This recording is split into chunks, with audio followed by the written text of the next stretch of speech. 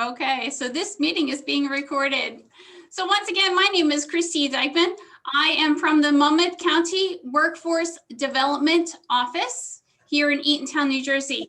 And Carl Reid is our speaker, Carl E. Reid. He is an author and a speaker on social media. He is a runner. He has done so much in his very short life, believe it or not, okay? And he is a SME. I've met Carl in person, and I highly recommend his knowledge and his suggestions because he is the go-to guy. All right. So to briefly introduce you to our speaker today, he is the Chief Savvy Intrapreneur at intersections of technology, leadership, and business mentoring. Carl E. Reid is author of newly published book, 10 Powerful Networking Tips Using Social Media. It's a really good book, by the way, just so you know. I read it. With 50 years of business travels from the mailroom to the boardroom, Carl E. Reid knows what it takes to be successful. In addition to being CEO and founder of Savvy Intrapreneur, Carl is a social media influencer and business career coach, mentoring other people to safely land jobs and develop business startups. Mr. Reid is author of other published books, 10 Powerful Networking Secrets of Influential People, and 10 Powerful Networking Tips Using Business Cards, Global Extended Edition.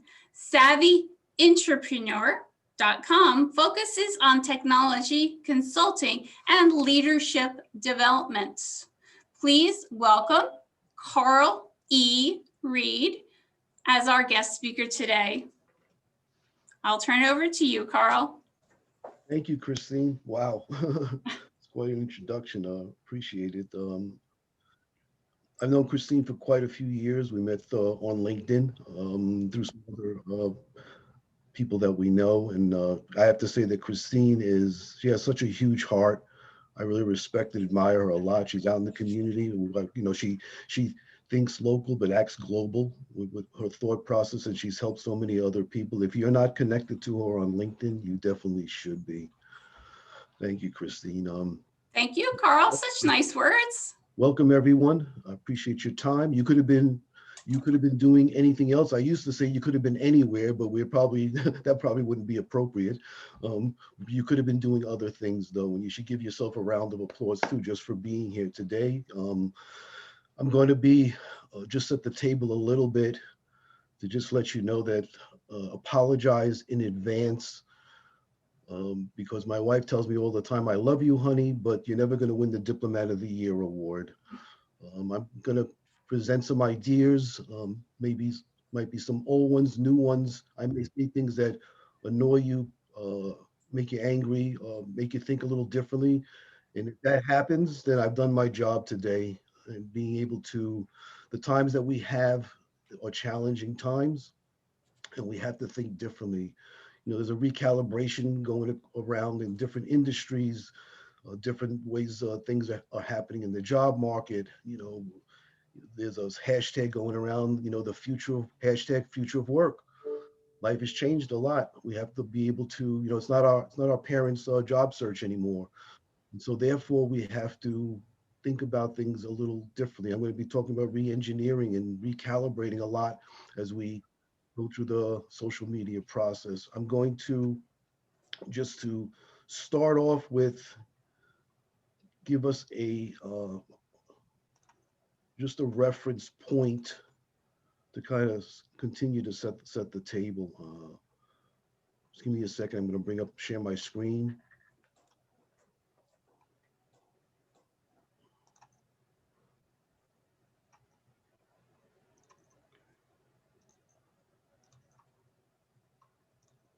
There we go. Okay, share. Right. Not going to spend any time on this flow chart. It's just kind of to give an idea of where we're going with our social media. what I want to bring your point to, this is a flow chart about the hiring process. The green parts are the parts to focus on just quickly.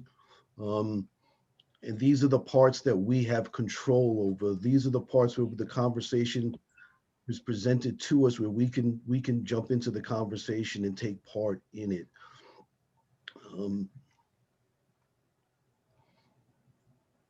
Just going to open up the chat because I'm going to be using that.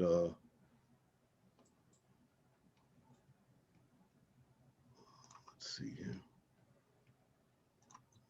Okay, here we go. All right. I have a question just to start out here. Out of the green areas, it says there's a decision there, resume qualified. Up at the top is arrange meeting with candidate, conduct interview, references okay, make employment offer, and the candidate accepts. And these again are the areas where where do you think, if you could type in the chat there, is the where you start the conversation in this process that you have the most control over? Which one of the green points of contact that we have, where do you think that is? You could just type it in. Anyone? Please answer in the chat, and I am happy to relay that information. We have one arranged meeting.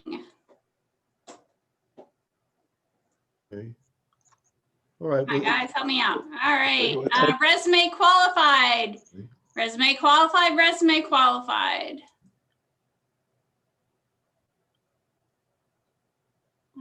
Resume. Okay, great.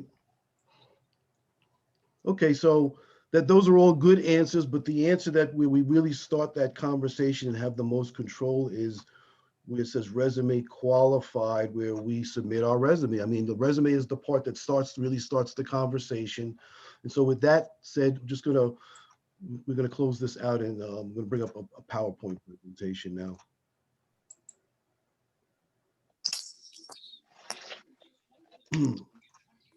And the ultimate goal in our job search, no matter what it is that we do, it's going to be to be able to, the results we want to achieve. What is it that we want to do? We want to be able to connect with people, advocates, cheerleaders, people that are going to support us, people that are going to help champion our resumes to the right areas within an organization or with someone that they know. You know, talent acquisition professionals we want to make connections with. Those can be staffing recruiters or HR people.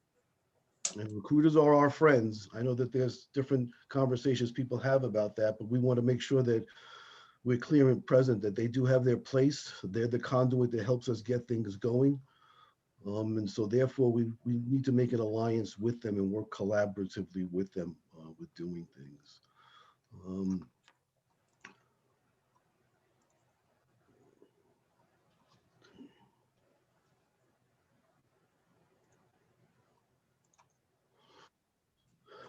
Talked about the mindset and engineering that needs to take place. I mentioned this a few minutes ago, and it's going to come up throughout the conversation.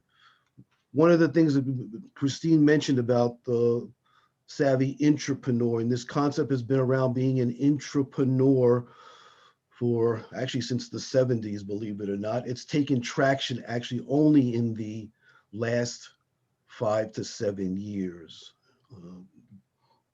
Part of it has to do with the way the job landscape started to change and exponentially has become increasingly a different place, you know, in terms of the future of work.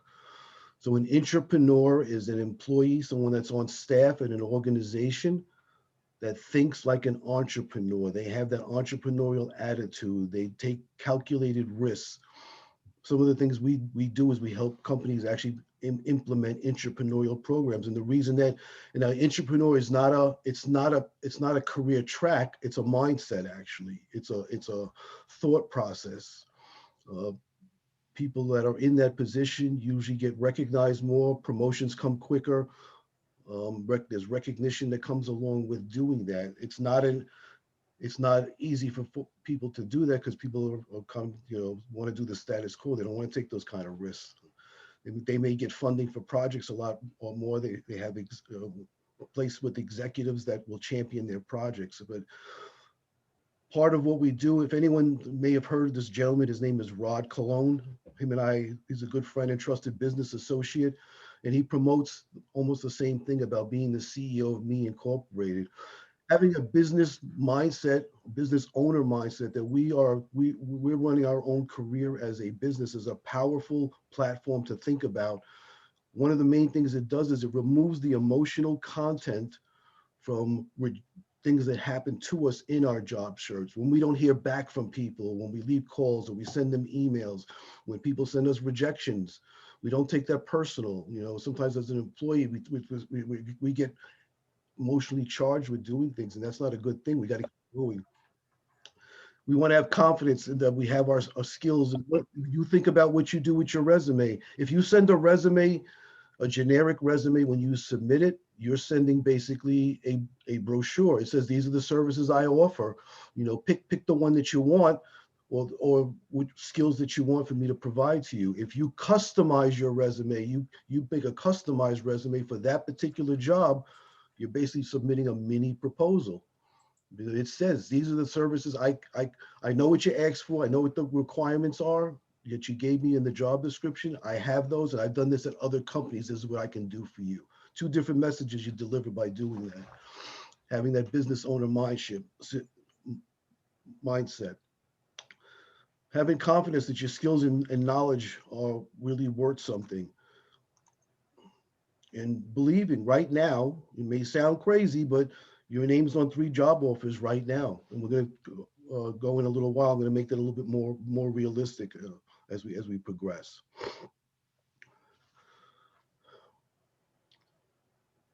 Social media is about starting a conversation. Before we get started, people could just put in the chat, you know, what, just so I can get a sense of where everyone is at with their social media skills. You know, type in whether you're a beginner, you have some knowledge, or you have advanced knowledge of social media.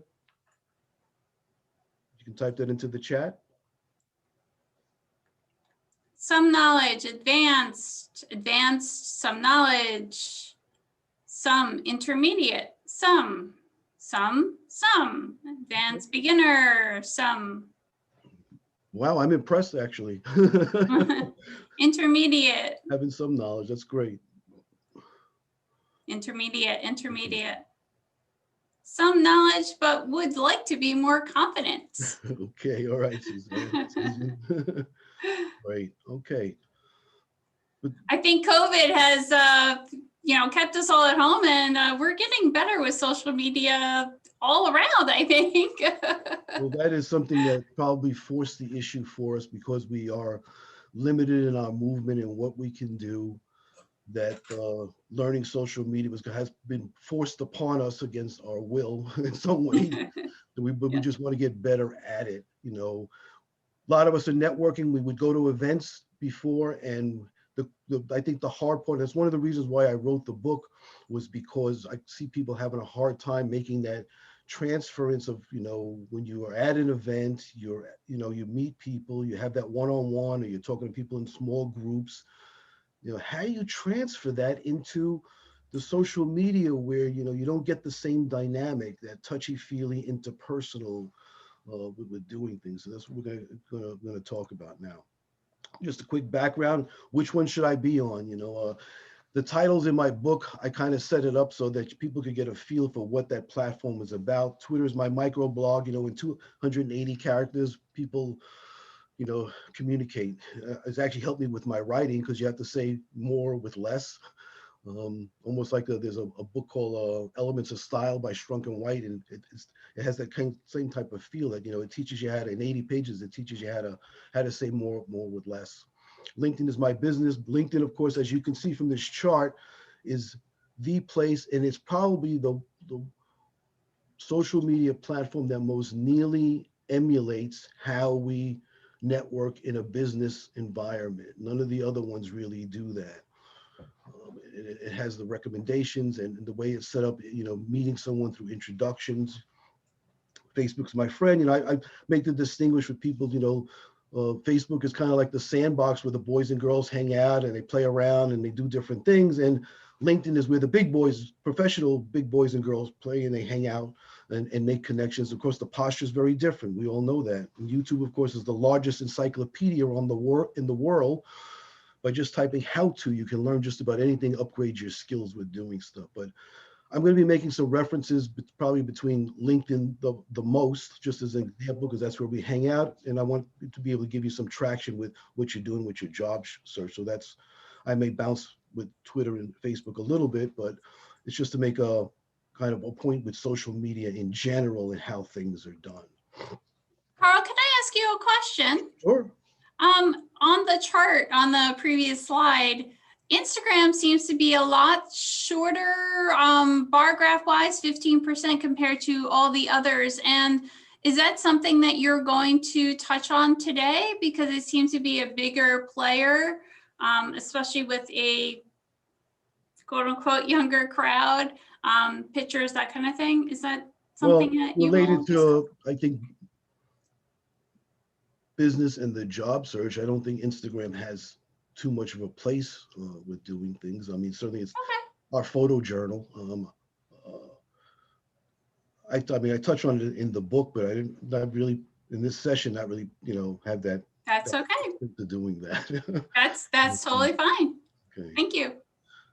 Quick, let's just establish what a definition is, with social media. You can go to the dictionary, you'll get one version, but really what it is it's any tool or platform that we're going to use that allows us to communicate, socialize with people, to share information. And so starting off with just plain old email. And in networking, we have what's called ABC connections. Your A connections are friends and family, people that are close to you. B are people that that you've met at networking events, people that you've worked with currently or in the past. Those are your A and B lists, and email probably plays a part in doing that. Some reasons why email still rules over any other social media. We have it can be personalized. We can put whatever we want in it, and we have more control over being able to do that. Algorithm free, which is basically in social media, the platforms are guided by background coding that does certain things that sometimes annoy us and get in the way. And why do I only see these messages from people of these posts, and why do I see other ones with doing things? Now I got to ferret through. I was enjoying that conversation. Now I got to look for it now. So that's what we mean by algorithm free. And you have total communication over how, when, and where you can share information with people. I wouldn't discount it at all. And it's key to certainly to our follow-ups or starting conversations, people we haven't talked to in a while. One of the things was like, how do I get my email open and in front of people? I'll give you a quick conversation that Christine and I had on Friday. She says, could you send me the PowerPoint so that I'll have it as a backup just in case something happens? I said, no problem. This is Friday morning. I said, I put some finishing touches on it. I'll have it to you by 4 p.m. She says, well, my weekend starts at 4 p.m. She goes, I'll check it on Monday. So I said to her, I says, well, you know what? I'll set it to hit you at 8 o'clock in the morning so that it sits at the top of you. And she said, I love the way you think. She goes, because I don't want to have to look for it either.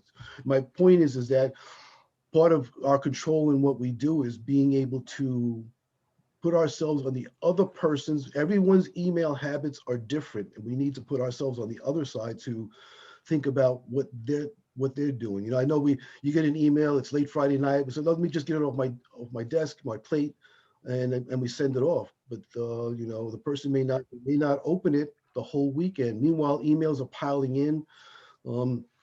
Let's just a quick thing in terms of estimates now in the chat here. How many emails do you get you think in a day's time? 25, 100? 45, wow. Too many. Oh yeah. Maybe sounds like over 100, right? 50 to 100, 200. Right. I have 5 email accounts myself. I have 5 email accounts. Way too many. I couldn't even begin to tell you, Carl, how many there are. Exactly. But this is Too my point. many. This is exactly my point. We're constantly feeding that mailbox for whatever reason. It's coming in, lots of noise. And so when we send emails, we want to make sure that be cognizant of time zones. If you're talking to someone, you're in New York, when you're in the East Coast, you're sending someone an email, and if, especially if it's late at night, you know, most email systems will let you put a timer on the sends now. So that's something very important to think about. So you set it so that it opens up at 9 a.m. their time or 9:30 while they're having coffee, so that it sits right at the top of the box. If you send it off, late at night, there, 200 emails or 50 emails later, they got to ferret through it. They're like, oh, they didn't get back to me. So, it's like a commercial. You want to make sure your name's in front of them all the time. People, I guess it's a pet peeve of mine. People, you had a conversation with someone 3 months ago, and then they send you an email, and you look at the subject. A lot of times, I'll tell you what I do. I'm like, oh, something must have happened. That's a duplicate. I deleted. I didn't know that they didn't change the subject. And when you send someone an email, make sure that the subject is relevant to what it is you really want to discuss, because it makes a big difference in how people react, especially if it was a bad conversation the last time around. But adjust your subjects and share value to disarm and increase trust. I'm part of a lot of these groups, the Breakfast Club, the CIT. We get these. They did a migration of a lot of the job groups from Yahoo to the IO groups now, and a lot of them, especially the Breakfast Club, they're phenomenal at sharing leads all the time. And we make things that come across our desk, even if you're signed up with ZipRecruiter or Monster, and you get some things that you go, oh, that's not for me.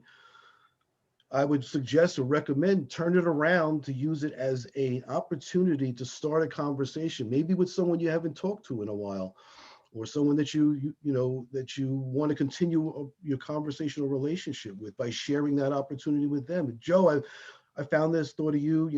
Maybe it's something that someone in your network could use, especially those instances when you haven't talked to someone in a while and you don't know how to break the ice. That's a great icebreaker to share information, an article you may have read that comes across your desk. Okay, you read it, you send it out, but use email as that way to continue conversations or start new conversations with people. That is a great point, Carl. I this morning just received something that somebody shared, a future guest speaker that thought everyone on my calls would be very interested in knowing this information. Right. All she did was think a little bit ahead and share the URL link. She didn't really say too much, but thought it would be useful. And that's all it took. So absolutely. It's a powerful way to stay in touch with people. Yes. You know how many times you get a telephone call from someone you haven't heard from in a while, and we all know that there's an ask coming. They're going to ask you something, and you do the niceties and you catch up. So the email, it works the same exact way that, if you send it a couple of those to a person, maybe you could pick up the phone and have a conversation, because now you're in front of them. You're having a conversation, especially if they reply back, thank you, I appreciate that. Then you got a conversation going there. Something's happening then. This is the favorite part of my social media presentation, actually. This is where things get, where we can make the difference in our connections with people. And I like in social media using it as we've all at one time or another have either attended a sporting event, have participated in it, or at least watched it on TV. I enjoyed watching the commercials last week at the Super Bowl, because I enjoy that probably more than the game. I'm not really a sports person, but it's this is how things go. So I think everyone can relate to this. We've seen this as we've seen our posts, whether it's on Facebook or LinkedIn or some of the other sites, the like, and there's different messages for the different things that you're allowed to do on social media that send messages to people to let you know which position and how you stand with doing stuff. Have you ever had an instance in your life where maybe at a meeting or you're having a conversation and you're excited about telling somebody about doing something, or maybe it's in the middle of a conversation, and after you finish sharing that, they go, that's nice. So like I was saying, and they continue, like, they didn't mean anything, it's that kind of thing. So like is that kind of thing where you're, and what it, here's the messages that are sent, you know, when you like it, the only person who actually gets notified of the like is the person who actually posted, did the posting. If there's a conversation going in, 10, 15 people in this conversation, they don't know anything about that. So you're kind of invisible to the conversation with doing things. And so basically like is being a spectator. That's basically what it is. When you comment, now you're a player on the field. You're in the action. You know, even if it's just to say, "Thank you for sharing." You know, that puts you in. So now you're getting notified. The poster gets notified of your comment. Everyone in the conversation gets notified of your comment. I notice that whenever I comment on something, I usually get looking at a couple of things happen. People come and look at my profile, and usually some of it results in people sending me invitations to connect. I look at their profile, make sure they're on the up and up, you know, of course, and then I may connect with them even though I don't know them. But being in you're in the mix of doing things, and so that sends that kind of message that lets multiple people know that you're more visible in the conversation. And the pièce de resistance and the way we really make an impact on social media is sharing information, sharing things of value, because now the poster, of course, gets notified that you shared. You thought enough of what they did. You know, my rule of thumb, basically, I don't like anything if I don't think it's of value enough for me to share it. If I like it, I'm going to share it too, because it just means that much to me. And I know it lets me know, we talk about building relationships with people. There's a message with the poster that you're letting that person know. It's like almost a silent conversation. It goes, what you shared was really good. I want to share this with my community. Now you put it out in your area, everyone that's in your community now gets to see that, and you can start a trend. And if you're want to ask for a favor at some point, this is one of those ways of doing that, by posting 3 or 4, you know, posts on a regular basis. Maybe it's, you know, 2, 3 times a week, however you want to do that. But make sure that it's of value. We don't want to share stuff just for the sake of sharing things because we want to get our name in front of people, because that's phony. We don't want to do that. You want to be able to share something that you know is going to be of value with your community, and it helps you build reputation, especially if you're sharing things that are in you, that are part of your space, where your expertise is, where your skills are, your experience. Maybe it's just a matter of just, if you know, copying a link from a news article that you read about something that was related to your field. You can, maybe instead of sharing it, now you're doing a post and it goes out to your community. But sharing it's a powerful tool in a lot of different ways to really make you visible and really be a player on the field with social media.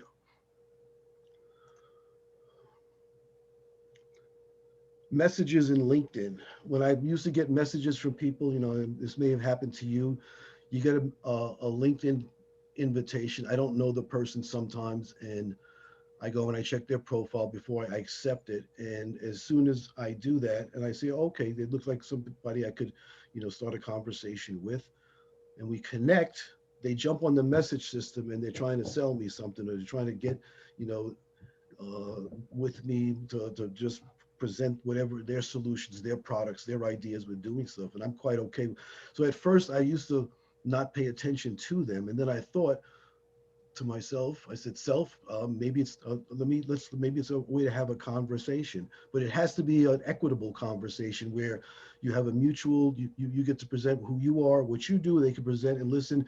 The other part too is that I tell people, it doesn't mean that we're going to buy their product. And I tell them, I don't know if we have a need for it, but I want to get on a conversation. I want to have a video conference or a telephone conversation with them, because that's still a way to open up a dialogue, because that person can be one of those people we were talking about in the beginning, an advocate, you know, a champion or a cheerleader. Once they find out what it is that we do, one of the things that we do with messages is you don't want to ask people, are they hiring at your company? That's bad form.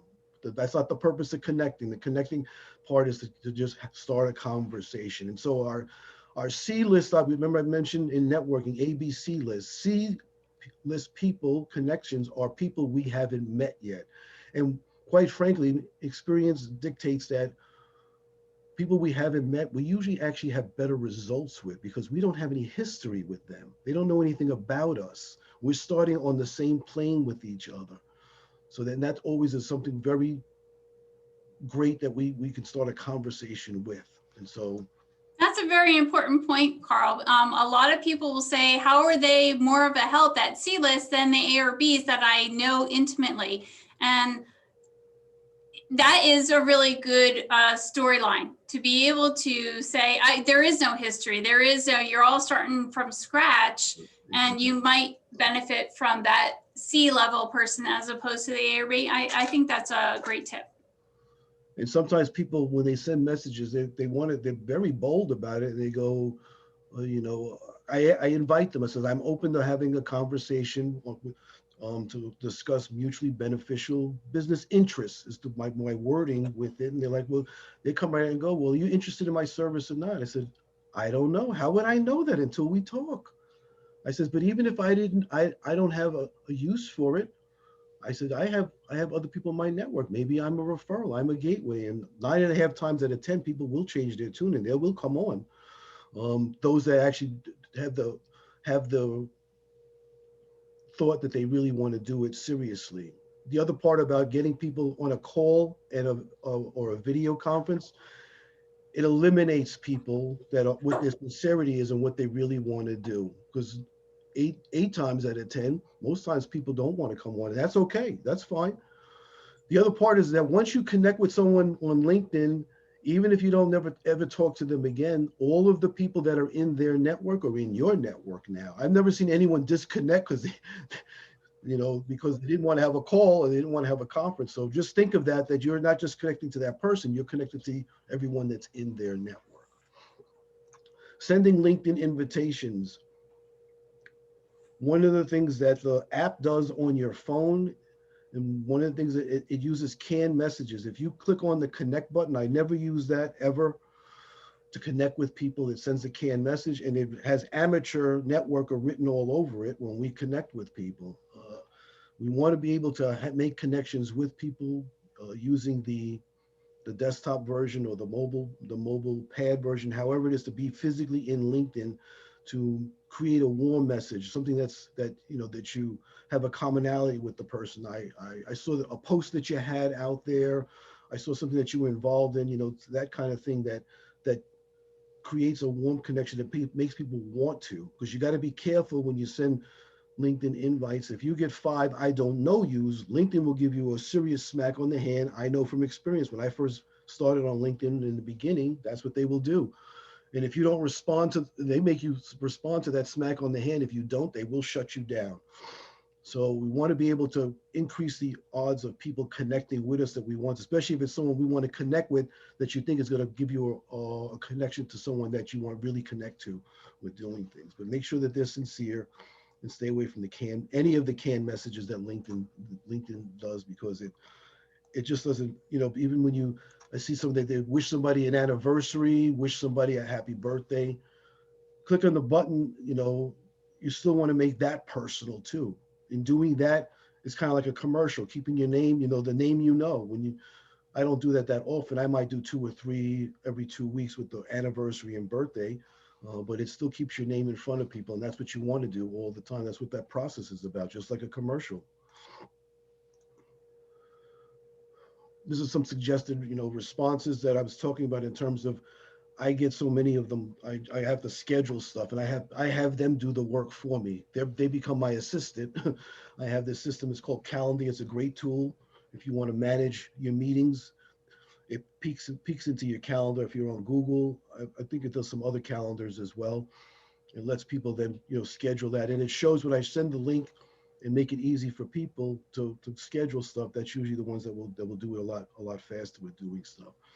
Part of this, the message of, is to kind of, like I said, eliminating the drive-by networkers and knowing who's sincere, that really wants to connect with you so that you can start. Again, it's about starting a conversation. Powerful. Oh, back up a second. Sorry about that. There we go. One of the underutilized aspects of LinkedIn is recommendations, because I know it's a lot of work sometimes. I get that, it's work. But recommendations are basically what I call the silent salespeople.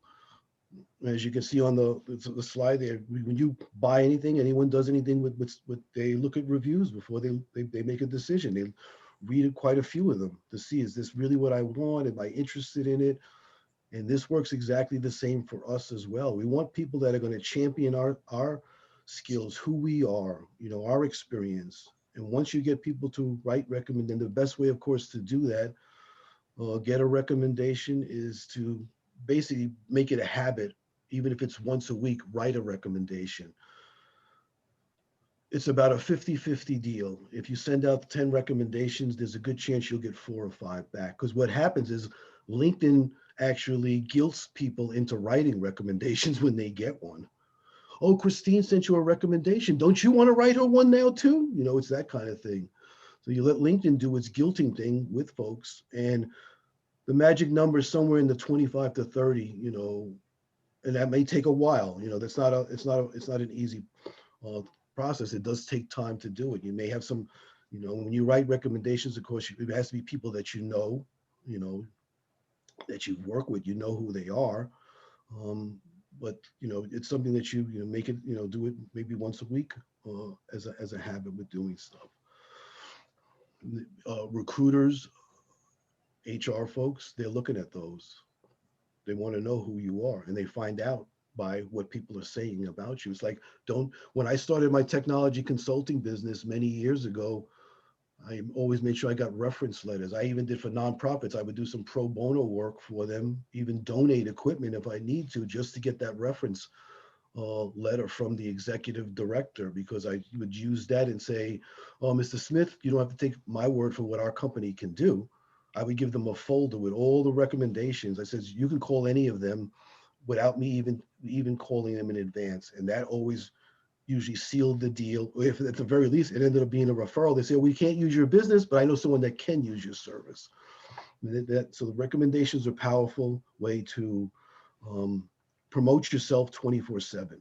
That's a very important point that you are making, Carl, because it's demonstrating your SME, but we're always looking at what's in it for me. And we want to look at our job search as what's going on the other side of the screen, so we can be in that mindset to be successful. When you write a recommendation letter, is it correct that your picture will show up on their profile next to that recommendation? I don't know.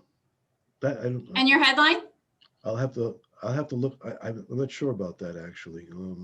I think that it still does, as I just wrote a recommendation yesterday, believe it or not. And your picture, your profile picture, and your headline will show up on the other person, the person that you wrote a recommendation for, the words that you wrote for recommendation. But as a recruiter might be thinking around 2, 3, 10, 20 different jobs to fill, you might be that person as well. Right, exactly. What you've done is proven, you reinforce the fact that it's that the person is selling for you without that you being there. That person is selling for you, and that's a very powerful tool to be able to have people do that for you. Because let's face it, people don't hire people just to give someone a job. People hire people to provide solutions, benefits, and results. And everything in our marketing tool, our brand tool that brands us who we are, recommendations, and all the other things that we do with social media reinforces the fact that I can provide you with solutions, benefits, and results, because that's all people are interested in. Nothing else matters. They're not doing it because it's a nice thing to do. That's true. Just to touch on Twitter for a second, in case anyone had any. These are the two go-to platforms with me, and what I've been able to accomplish have been Twitter and LinkedIn. Most of the time, people that are on Twitter are usually on LinkedIn. Usually there's a crossover. I'll meet people and we'll start our conversation into LinkedIn. Something that you mentioned earlier, Christine, about Instagram. That's one of the things that I find, that people that are on Instagram, not everyone, but a lot of them, My acid test for anyone on any social media platform is to get them on LinkedIn. The reason I want them get them on LinkedIn, I want them in my network. I want them connected to me physically. We can't do that with any other platform. Just last week, 3 people reached out to me from a posting that I did on Instagram there, and they were trying to, have a conversation about what it was they were doing. And my first question to them is, are you on LinkedIn? Let's connect on LinkedIn. One person got indignant about it. They're like, LinkedIn? No, I'm on Instagram. Are you interested in talking or not? I'm like, wow, okay. But a lot of people don't, to me, that's the acid test, because we want to have a warm, trusted network of people that we know who they are, where they come from, what is it that they present. So it's a whole different, this is just personal to me. I'm not saying everyone has to do that, but Twitter is one of those places, as you can see. I'm going to say the last 4 years, Twitter has been prominently in our lives. I'm not going to go into why that is, but I do use it as my go-to place to get news, information about things that are going on, things that are trending, especially. I'm a big person on trending. What's next? What's hot? To be able to share that with people, to help them do things better with doing, and major movements have been started doing that. And so it's a good place, at least, to, I'm not saying you have to live on it, but it's certainly worth considering based on, these are old statistics, but there's something to be said about what's happening there. There's some reasons here that. That's a good question, Carl. Sure. Sorry to interrupt. No problem. What is your opinion? Is it a good idea to create a separate professional Instagram and Twitter from your personal one? Like have 2 Twitters and 2 Instagrams, or just one? Yeah, that's a good question, actually. I see people set up on some of the, not just Instagram, but other platforms where they have a professional side and they have the personal side. And that's a hard thing to do. That's going to be a personal choice. Now, Instagram, of course, is part of the Facebook family, and what they've started to do with Instagram is set it up so that you can take your personal account and kind of do your business stuff on it and open up different features with doing that. But I'm going to say that that's a personal choice. It's hard to manage. If you do that on every platform, it is hard to manage. From my perspective and my branding, I want my message to be the same on every platform, so that there's no confusion. I will say on Facebook, if anyone goes on Facebook, I do have a personal account. I only do my stuff related to health and wellness and my running activities on the personal account. And then I do have a business page. And if you type Carl E. Reid, you'll get, both of them will pop up, but you'll see a distinct difference between, one of them I'm, running. You can see me run. The other one, you see me with my business attire on, to help distinguish which one do you want to, talk to with doing stuff. But that's an exception. For the most part, I keep it consistent on all the platforms. My tagline is exactly the same. The picture should be the same as we're talking about this, to keep your posture the same, especially with your picture on all the platforms. So it's the name, people know who you are no matter where they go. And they go, okay, I know that picture. If you change your picture, it should be the same on every one of the platforms. And again, my exception is with my personal Facebook account, only because it's loosey-goosey, and I just want to have it. It's a little bit more relaxed environment with doing things. So I have a few responses, and it's amazing that everyone is kind of different and they have a different take on this. Some agree with you, and some people think that, the millennials, the younger you are, the lines are more blurred. Older, mid-career people seem to think that it's good to keep them separate. Create a separate one, use it, won't be hard to find the other one.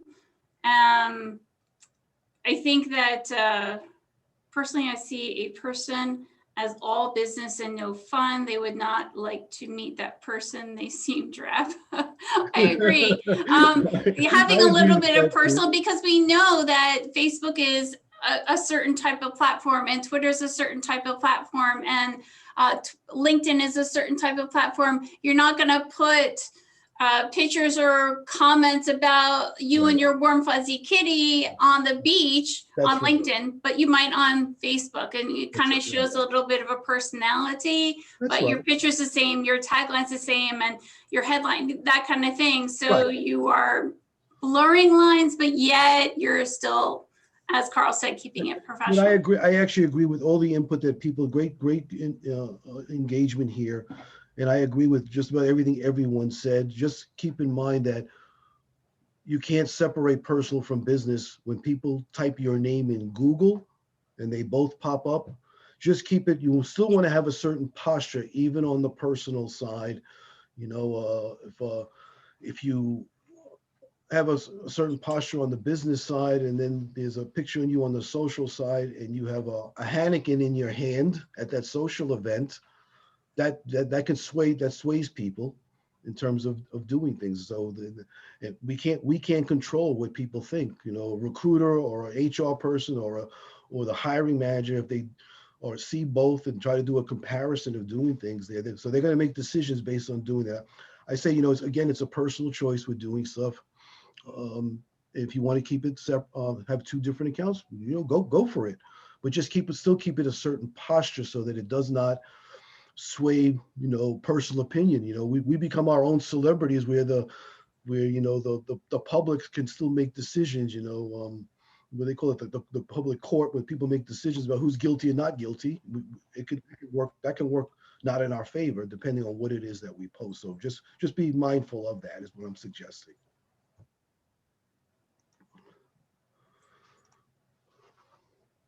One thing to consider is, I mentioned Google a few minutes ago, and that's something that you want to do pretty often. I'm going to share a tool a little later that you can use to kind of, your name is part of your brand. What I suggest to people is buy a vanity domain name. The cool thing about getting it, I'm not saying it would be www first and last name, whatever your first name.com. It's not buying a website. You're just buying the domain. It only costs about $20 a year to maintain that. And you can take that and you can set it what they call forwarding, and set it to point to when someone types that or sees it in a Google search, it takes them to your LinkedIn profile. And that's your website. That would be your website. And the reason is it feeds the search engines with your name. You can use the link in LinkedIn. People put it on their business cards, they put it in their email signatures, but you're marketing LinkedIn's being marketed because LinkedIn is that main domain that it goes to. And some people they don't create their name. They have the numbers that are attached to it that LinkedIn provides by default. This eliminates that. This brands you. And so that when you have a conversation and you meet someone, there's a good chance someone's going to Google that person that they've just met just to check them out outside of LinkedIn. And you want to be able to continue that conversation, even though you're not even talking to that person at that moment in time. And this helps you do that. Carl, may I ask that you said there's a $20 investment. Is that per month, per year, for life? How does that work? It's about $20 a year is what it is. Year? Just so to buy. You would get like, hey, your domain's going to expire. Send us $20 through PayPal or Venmo or whatever. Yeah, there are, like there's GoDaddy. There's some other hosting companies that you can engage to, and it's so anywhere between $17 to $20, and that's usually what it stays at. That's been my experience. It stays about $20 every year.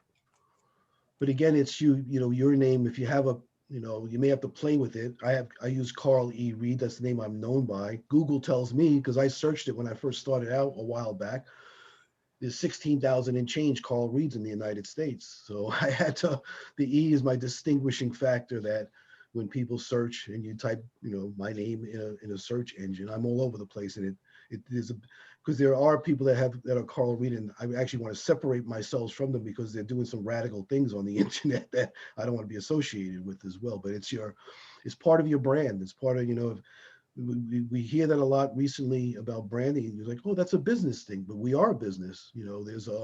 We have to consider us, like I said, have that business owner mindset. One time, the rapper Jay-Z was being interviewed by someone, and the person, the reporter was referring to him. He goes, yeah, so you're a businessman. And Jay-Z says, no, I'm a business man. Meaning he recognized himself as him being his own brand and being that, and we are that way too. And so the vanity domain helps us do that as well.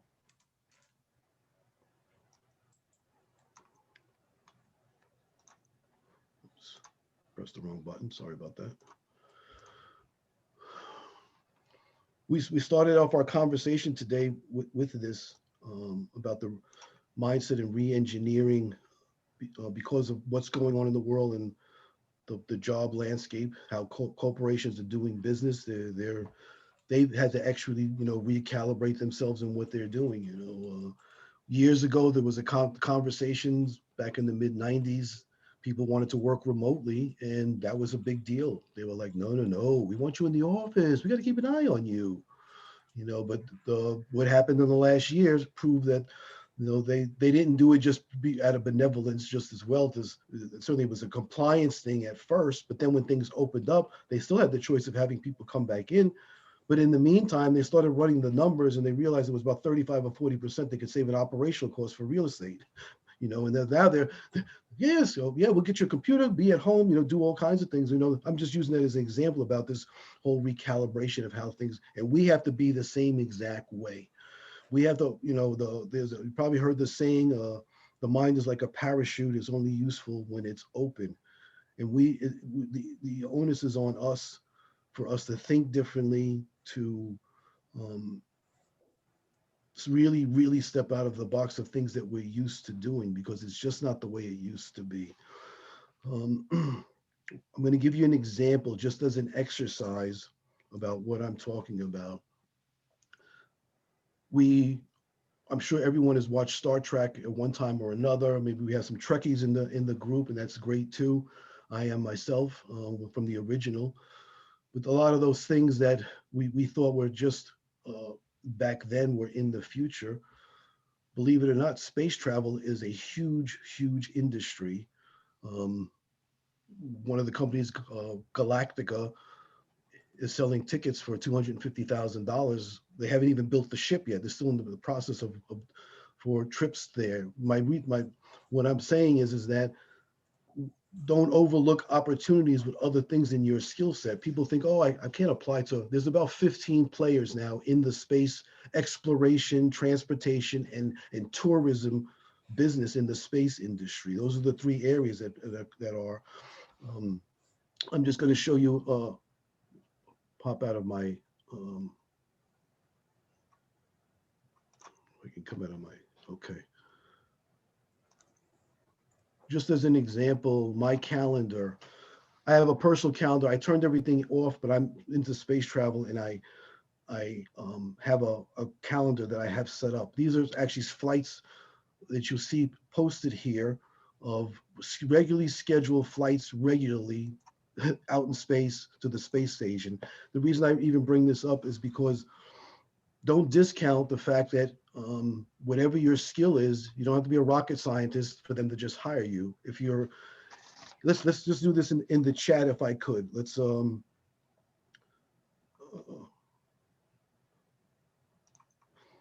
the chat, if I mention what your skill that you're in or the space you're in, type I'm in that space. Or if let's say if you're a project manager, just let me know that you're in. Say I'm a PM.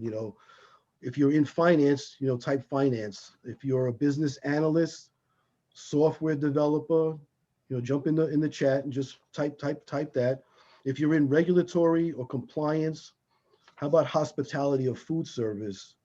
If you're in your HR or your human resources, uh, if you're an administrative assistant, and even if your child or your grandchildren are looking for internships, these are all actually valid um, jobs or people with experience that the space industry is actually, they're not desperate, but there's a lot of openings. And I'm going to give you an example. I just set this up just as a last night to just show you exactly what I mean by that. I used Google to do this, and what I typed was space exploration. And you can see here down in the subheadings here, all of the different things that they are actually looking for. So it's not people that are just these high-powered engineers and all this technical skills that people need. These are companies that you can approach. And the cool thing about using Google, it tells you exactly where it's applied, where it's actually posted, in which places that you may already be on. You may be on Monster or some of the other ones, but there's a lot of other places I didn't even know about, Greenhouse or Angel List, that you can. But my point is that with this is to just keep your horizons open with being able to think differently about doing things. One thing that you may use, I'm sure, is how does our job search um, where do we spend our time with our job search the most? I'm going to pose that as a question. Where do you spend most of your time in your job search? Is it posting online? Is it calling people? Is it um, sending out invitations to connect on LinkedIn? Where are some of the places you spend time on your job boards? Okay, which means that we're applying online. LinkedIn, Indeed. Okay, checking Indeed. Okay, I see Flex Jobs there. Working in job alerts.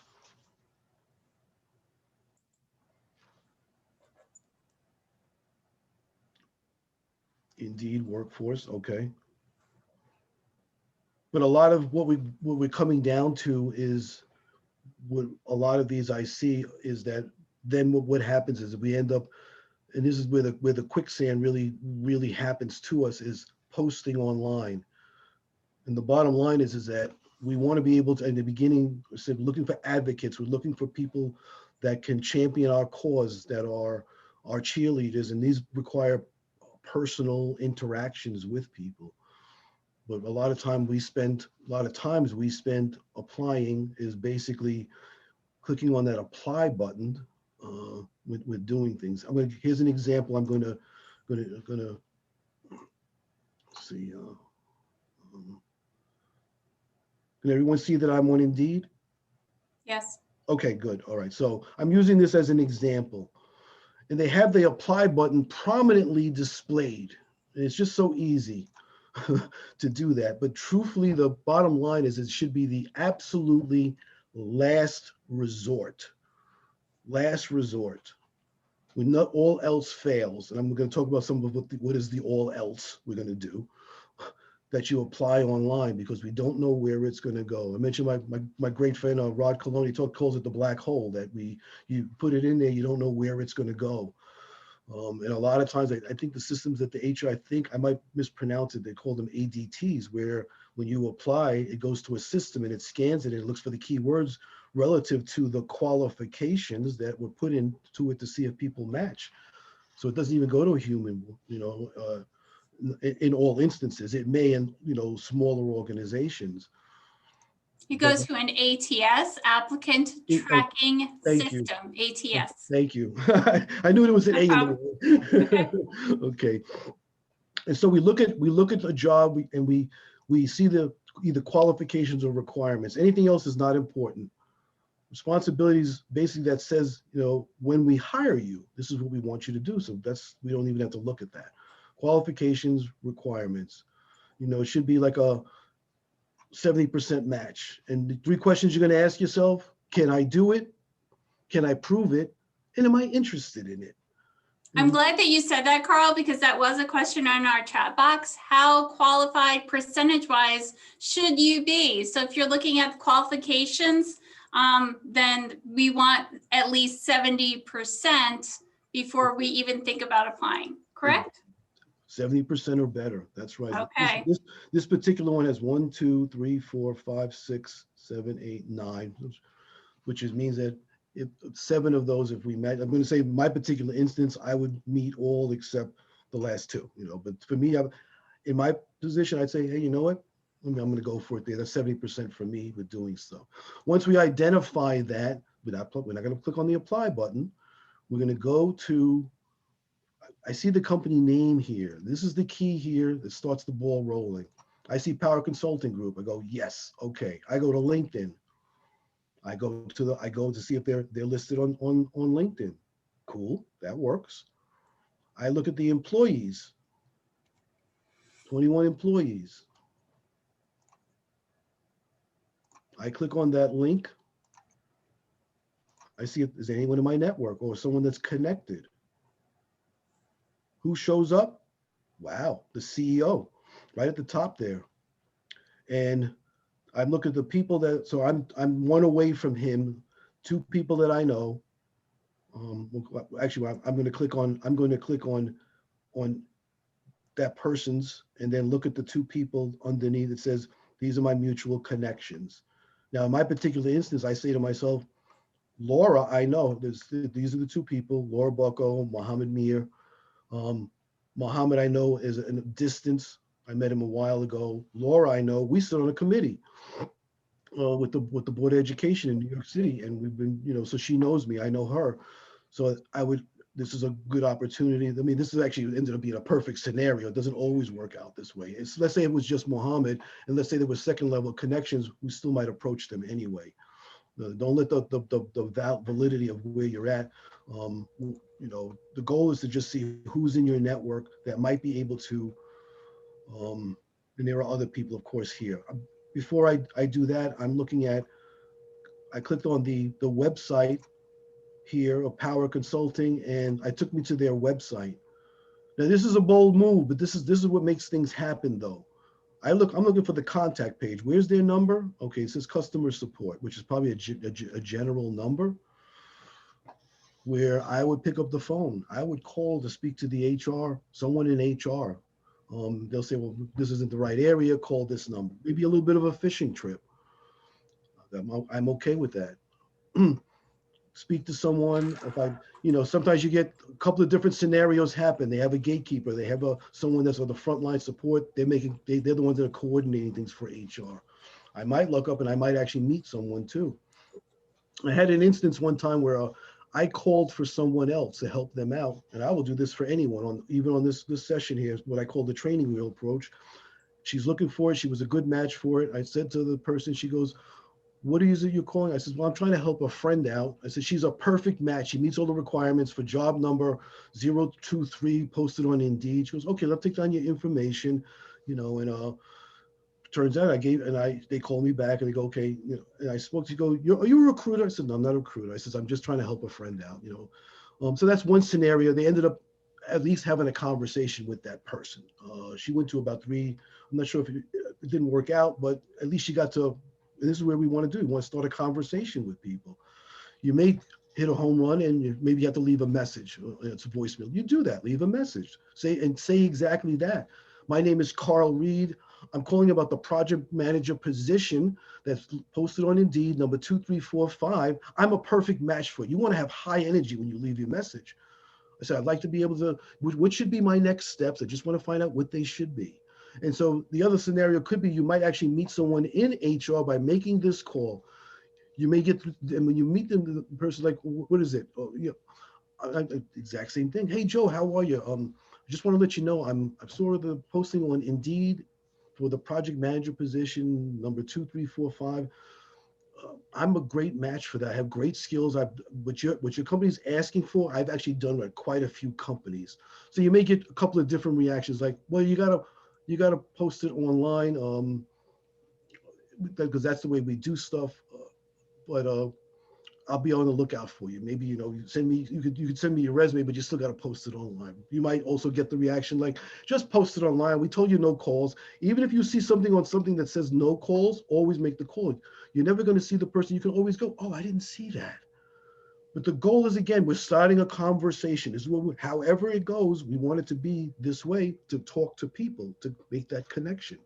So Carl, what you're saying is you are Googling to see different job openings, but then taking it a step further and a step further and a step further by using your LinkedIn network and networking, you could reach out to the job poster or your connections through some of your sample emails that you had mentioned earlier in the presentation, but then also look up the website for the company and make a call, and you're taking it to another avenue and another step and another step. So it's one job that you're very interested in, and yet you're doing a couple different things, networking. That's exactly right, Christine. I'm glad that you summarized it so well too. It's basically it's doing everything except applying for the pressing the apply button. Now, how about if the person says to you, "Oh, we hired somebody for that already. What are you calling about?" And they just hang up on you. If it takes you 10 or 15 minutes to do that, it's to find that out. That's still better than spending 40 minutes sitting on the apply button and filling out that form. If you don't get anything and none of the above things worked for you, yes, then let's do the apply and let's go ahead and build your value proposition inside of that. But absolutely use that as a last resort. As I said a few minutes ago there, I will do the training wheel approach with anyone that's in. If you find that you identify an opportunity, we'll do a three-way call. You'll hang out loose. We'll make a couple of calls. You have to identify the opportunity. You have to find the contact number and say, I got an opportunity, Carl. Could you help me out? You listen to what I say, and 2 or 3 calls, you'll be able to do it yourself with doing that. So just to get you to that level. I know making calls, it's hard. We don't really want to do that. Social media is so much easier. We can just put it in. That's called chuck and duck, though. And we're going to get the results based on what it is, the time and the effort that we spend doing that. So that's really the bottom line on that.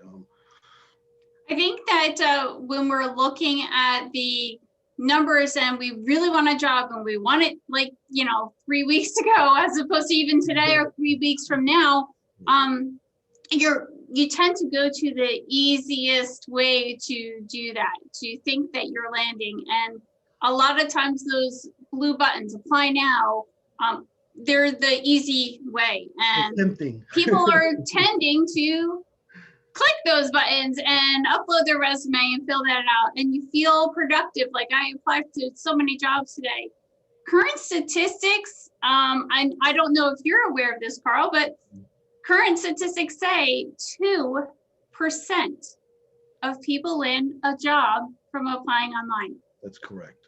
And 85% of people can attribute to landing from networking, not applying online and being done with it. So it's going to take a combination of the two. And I think that using different social media tools, like Carl had mentioned, Twitter, to find out about a company that you might be interested in that wasn't even on your radar, might be the way for you to do some investigating to network into a job that you didn't even know existed. Exactly. So I'm just going to give a wrap up here with a couple of action items, all suggestions. Take what works and discard the rest. Consider joining a group. Starting a group is probably more for someone that may be in the business ownership spectrum of doing things.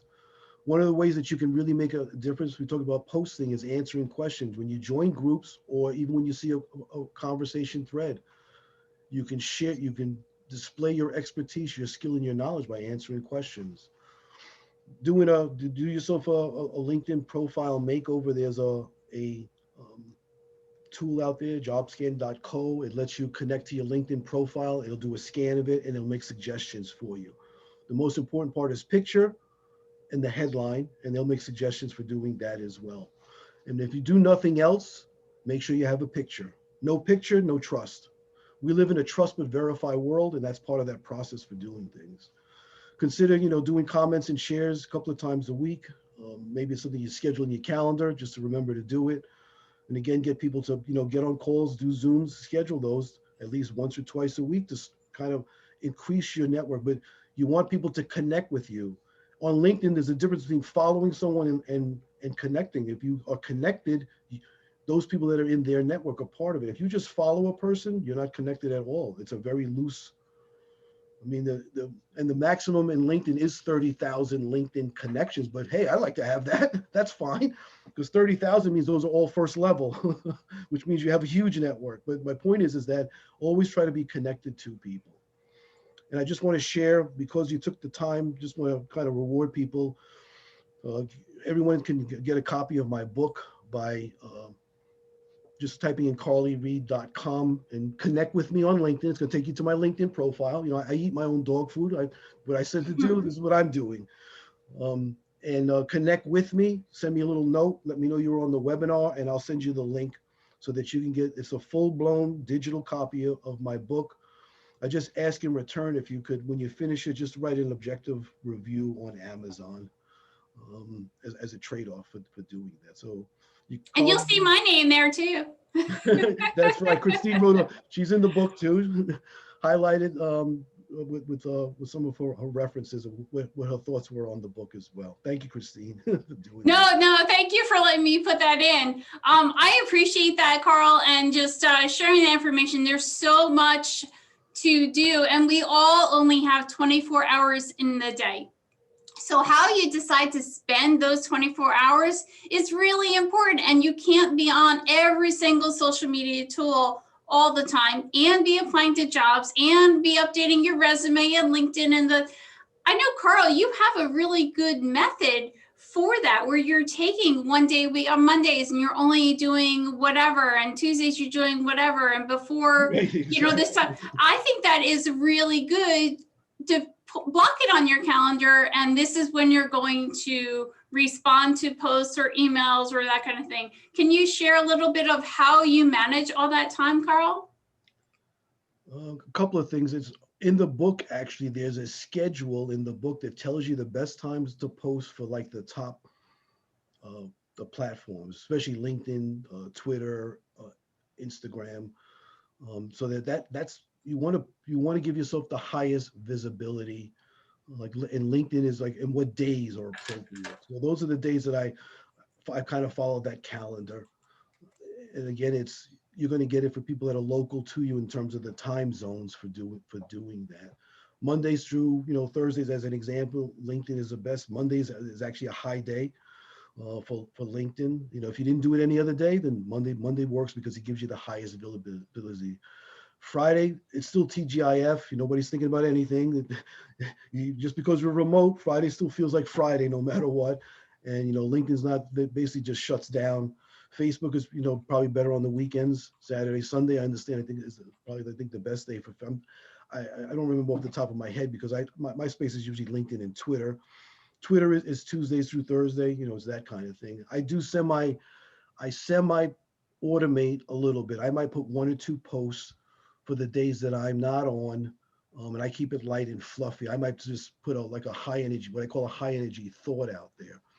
The postings, because in LinkedIn, when you post something, if you want to draw people into the post, you'll type the @ and then the person's name. You can't automate that. You have to physically be able to post when you do that to engage people in conversations, which is a powerful tool. Don't overdo it, but you can draw people into conversations by doing that. What's the best way to network when you're being ghosted? Like, a lot of times you'll apply for a job and you just don't ever hear from people again, or you attempt to reach out to network with somebody and they ignore you or they don't respond. And what is the suggestion for something like that? That's a really, really great question, because I get that all the time, not from myself, well, it happens to me sometimes too, but a lot of people.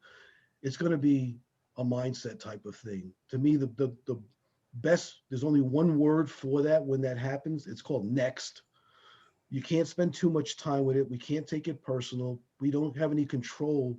Remember the flow chart we saw. We only deal with the areas where we have control over. We don't have any control over what people think, how they react, how they respond. And people are like, oh, how rude. They didn't even get back to me. I spent 3 hours talking to them and they can't call me back. And you can go on and on, but I'm going to tell you that energy that's the employee mindset. We're business owners. We own our career as a business and we move on. We just like IBM, they have multiple clients. We have to do the same thing. We have to multi-thread opportunities, and we just do next and move on. That's the best I could suggest to people.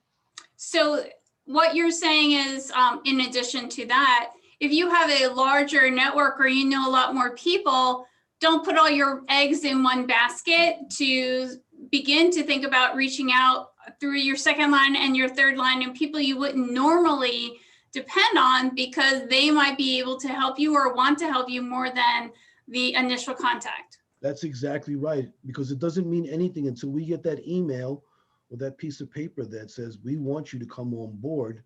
Other than that, it's still open. You know, you could have a great conversation. It's like, well, we're just down to two more, you and another person, and people stop everything they're doing, waiting for this thing to happen. And when it doesn't, it ends up being a disaster emotionally for people.